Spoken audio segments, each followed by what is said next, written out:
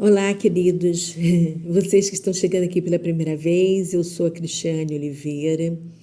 Inscrevam-se no meu canal, deixe o seu like se você curtir e gostar do meu conteúdo, porque hoje eu vou fazer um resumo do livro de Esther, uma linda mulher que encantou o rei Assuero, mais conhecido como o rei Artaxerxes, rei da Pérsia, que conquistou a Babilônia.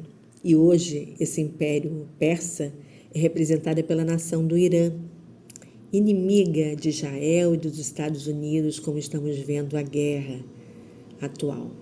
Então me acompanhe até o final desse vídeo, porque o que você vai ouvir nesse vídeo, você não vai ouvir em outro canal. E os seus olhos vão se ampliar e vai ver que a Bíblia é um livro que não esconde absolutamente nada de ninguém, desde que você tenha fome e sede da palavra e vá diretamente à fonte para conhecer todos os detalhes, pedindo revelação ao Espírito Santo de Deus. Existe um livro que eu escrevi com outras 12 mulheres, o título é Através dos Nossos Olhos, e lá tem a história de Esther. Você vai gostar muito e eu super indico para você, tá? Bom, vamos lá. Será que você está preparado para começar? Então, simbora. Eu tenho que dizer para você que o nome de batismo de Esther é Hadassah, que é o nome hebraico. Ela era uma judia órfã de pai e de mãe e foi criada pelo seu tio, Mordecai. Em algumas Bíblias, o nome dele está escrito como Mardoqueu, mas eu vou falar Mordecai, tá? Conforme está na Bíblia hebraica e aqui na minha. Esse é o único livro da Bíblia que você não vai ler em nenhum momento o nome de Deus. Simplesmente porque ele não foi citado. Mas se você ler cada um dos capítulos com bastante atenção, você vai descobrir que o Senhor, em cada página, está com a sua destra agindo o tempo todo e orquestrando todos os acontecimentos dos bastidores dos céus, porque Ele nunca abandonou o seu povo, seja no passado, seja atualmente ou no futuro também, porque Ele está no comando da história.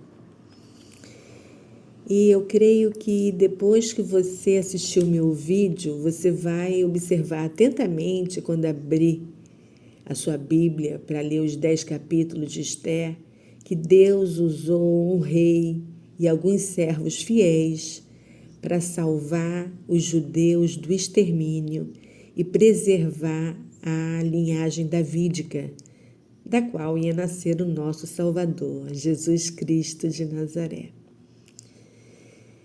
Então, eu vou te dizer que o livro de Esther começa assim com um banquete de Assuero, que era o príncipe do mundo naquela época, né? E termina com um banquete de Mordecai, que era o príncipe de Deus.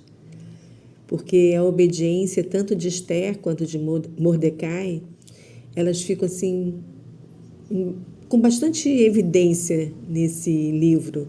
E a gente vem desde Gênesis batendo na mesma tecla, porque Deus gosta de quem obedece as coisas que Ele fala. Deus adora isso, né?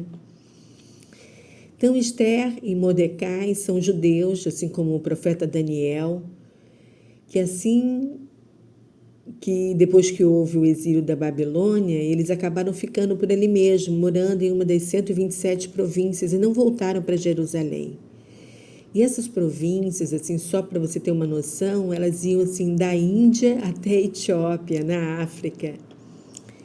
Então, esse era assim o tamanho do Império Medo-Persa naquela época, que acabou aniquilando com o Império de Nabucodonosor, né? Então, no 7º dia desse banquete, liberado com vinho, servido em taças de ouro e com muita orgia, o rei mandou chamar a rainha Vasti para ser exibida a sua beleza para os seus comandantes. E como ela não aceitou, ela foi, vamos dizer assim, descoroada.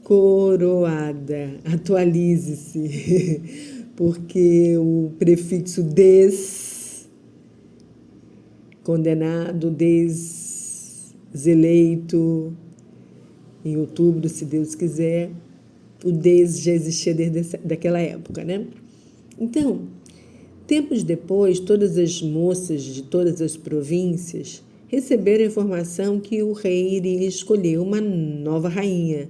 Então ficaram todas em alvoroço, porque era a notícia do ano, né? E cada uma das moças saiu da sua cidade com destino ao harém do rei. E durante um ano elas receberam todos os tratamentos que você pode imaginar, todos os ensinamentos, como uma universidade para se tornar rainha. Então elas receberam tratamento para pele, cabelo, manicure, pedicure, como sentar à mesa do rei, como tratá-lo na cama, as etiquetas, era cama, mesa, banho, tudo, tá? Então, foi um tratamento geral, tá, gente? Um aprendizado completo para poder ser uma rainha e agradar ao rei. Então, depois de toda essa universidade, Esther foi a escolhida para ser a rainha oficial e foi coroada. Enquanto as outras mulheres, algumas ficaram como concubinas no harém dele e muitas outras voltaram para suas casas com presentes do rei, porque elas já tinham perdido suas virgindades e não casariam com outros homens. Então, nesse livro a gente vê o quanto a paciência e a obediência são importantes para a conquista no tempo certo, no tempo perfeito de Deus. Porque, em primeiro lugar, Esther obedeceu ao seu tio, Mordecai, e entrou para essa seleção desse rei que era herege, apesar dela ser uma judia crente no Eterno de Israel. Depois ela obedeceu mais uma vez, desafiando as leis persas, que poderiam até levá-la à morte, pois ninguém poderia se aproximar do rei persa sem ter sido chamada, mesmo a sua esposa real, né? E Mordecai, ele também se recusou a obedecer às ordens do rei e obedeceu às instruções da rainha Esther, porque a obediência a Deus deve sempre prevalecer a obediência aos homens. Esther, como rainha, tinha os seus aposentos reais e não viviam no harém, como todas as demais mulheres ficavam aguardando serem chamadas pelo rei. E essas eram cuidadas por eunucos. E se você não sabe quem eram os eunucos, eu vou te contar. Eram homens castrados, porque nenhum outro homem poderia ficar com mulheres do palácio do rei. Então, diante disso, a gente pode até imaginar que o profeta Daniel também se tornou um eunuco no palácio de Nabucodonosor. Será que em suas viagens você já visitou um harém? Eu já. Em 2019 eu estive em Istambul, na Turquia, e visitei o Palácio Topkapi, construído por Maomé II, que acabou sendo residência de vários sultões otomanos por 400 anos. Um luxo. Foi muito interessante.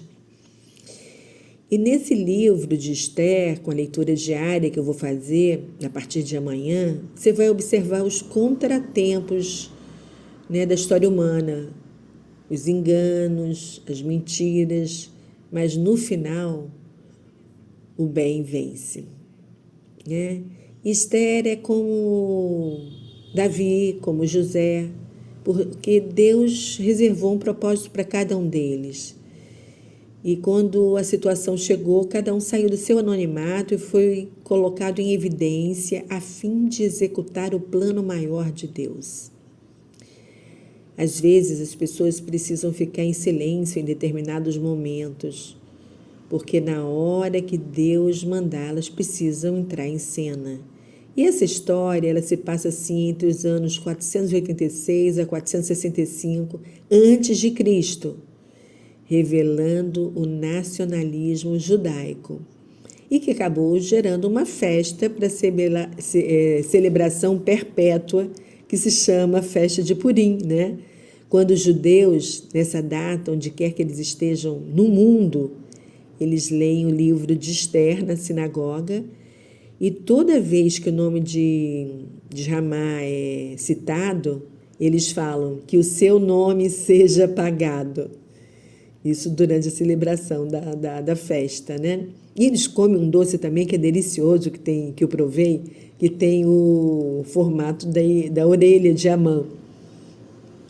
E os estudiosos, eles dizem que o autor é um desconhecido judeu, que vivia ali mesmo, onde se passava a história, porque ele conhecia todos os costumes persas.